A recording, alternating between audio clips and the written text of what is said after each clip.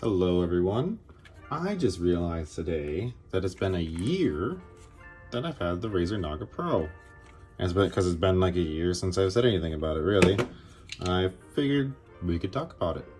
How is it? Let's see. So I can't say this mouse for a year necessarily, because I did have to get a warranty replacement on this, and I didn't really bring it up before because I just kind of forgot about it, for being honest here.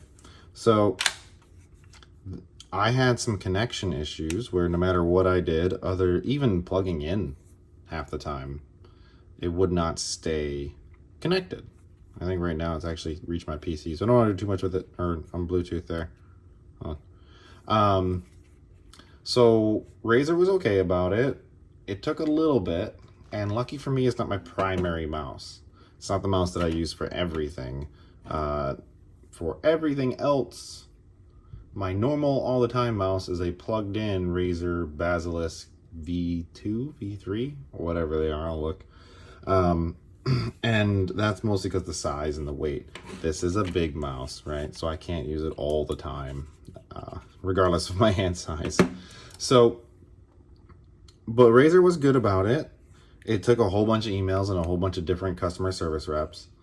But I sent them my mouse, and they sent me a brand new one in box instead of, trying to repair it, which I would rather have anyways.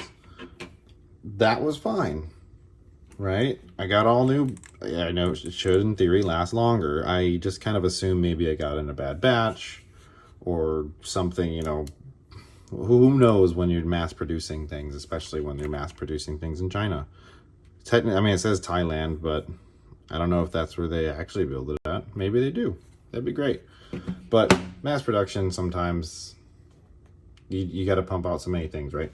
So I primarily have been using the keypad one, which is partially why I can't use it all the time. It's a little more fatiguing because you can't really grip the mouse on the left, right? You can't really grip it with your thumb if you're using this.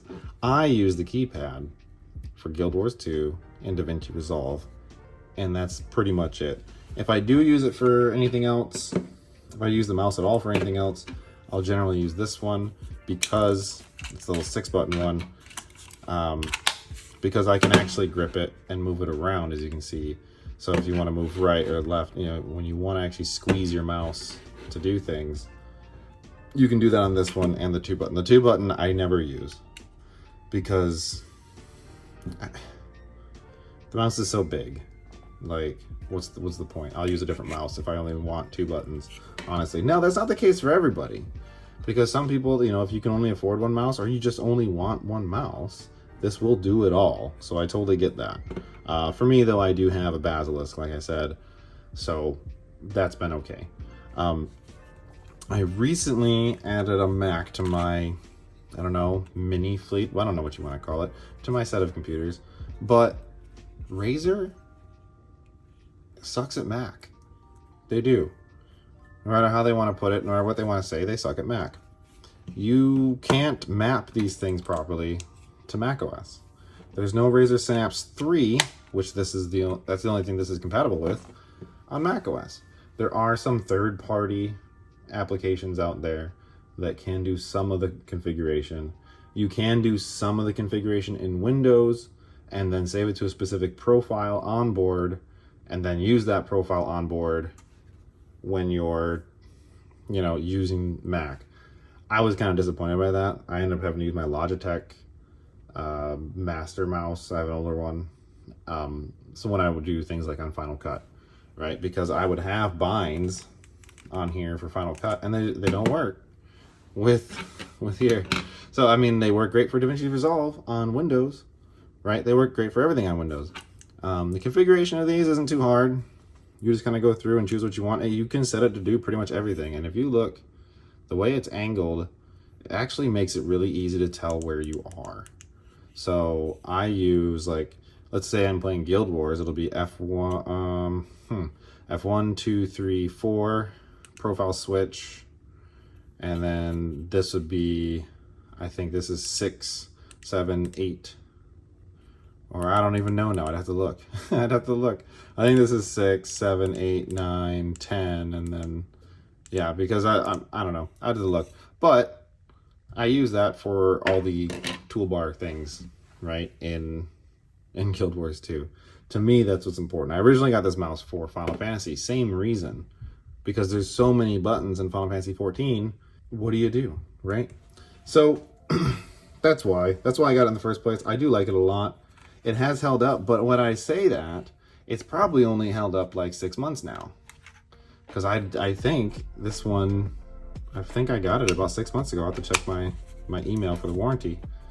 I still recommend it if you are into MMOs, if you need something that can do a lot of macros or keybinds, if you're doing something like DaVinci Resolve, if you're, I don't know, Photoshop people. I'm not one of those, but if you're into Photoshop and you need a lot of binds, whatever the case is, even just Office apps, it works really well for that stuff.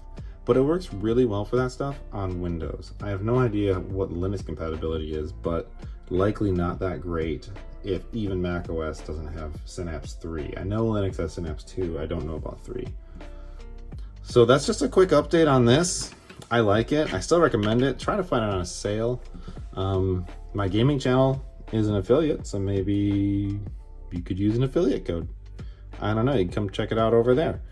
But it's good. It's a good one. It didn't last for me, but Razer did honor their warranty. What can you really say when it comes to a mouse holding up? If it didn't, I don't know. At least they held their end of the deal. But I still like it. It's still comfortable. I just can't use it for a lot of things like shooters or anything like that. But just because of the size, right? I wear, I don't know, L or XL gloves. So that's up to you on your hand size. It might be worth getting one from Best Buy, seeing if it feels right in the size. And if it doesn't, just return it, right? I would say the only gripe is that the only wireless charging is that proprietary charger that they have, which is okay. It's not bad because you plug the USB dongle to it as an extension, but it doesn't have like key wireless charging. So I have to have a second charger on my desk for that. Or if you can see it, Razer still has not moved. Oh, the lens is over here. That might help. You might not really be able to see it, but Razer has not moved to USB-C. So this is still the Razer micro USB cable. And I say Razer micro USB cable because this is such a deep slot and it's so narrow that the cable it comes with, or any other Razer product really, like their headsets or their mice, keyboard, whatever, it'll fit in here, which is nice. And they make great cables. But since it's like this, I can't just grab another cable. There you can kind of see it there. You can't just grab another cable, and since it's not USB-C, I still have to have a micro USB sitting around on my desk, and I think this is the last thing I have that's micro USB, except for like my headset that work gave me, right? So, still recommend it. Still think it's cool for what it is. I don't have all the tech specs. Just says 20K DPI, and you got these white feet on here. It glides really well. It works really well. But keep your information, keep the box for returns, I would say. That's about it. I hope you enjoyed this, or didn't, whichever. Hope you enjoyed this, and maybe catch you next time. Let me know what you think about the mouse, if this is just way too big for you, or maybe not. If you're into MMOs, it might just be exactly what you're looking for, because I've heard horror stories of the Logitech one that I don't have. I don't have it because of the horror stories I heard. So, thanks.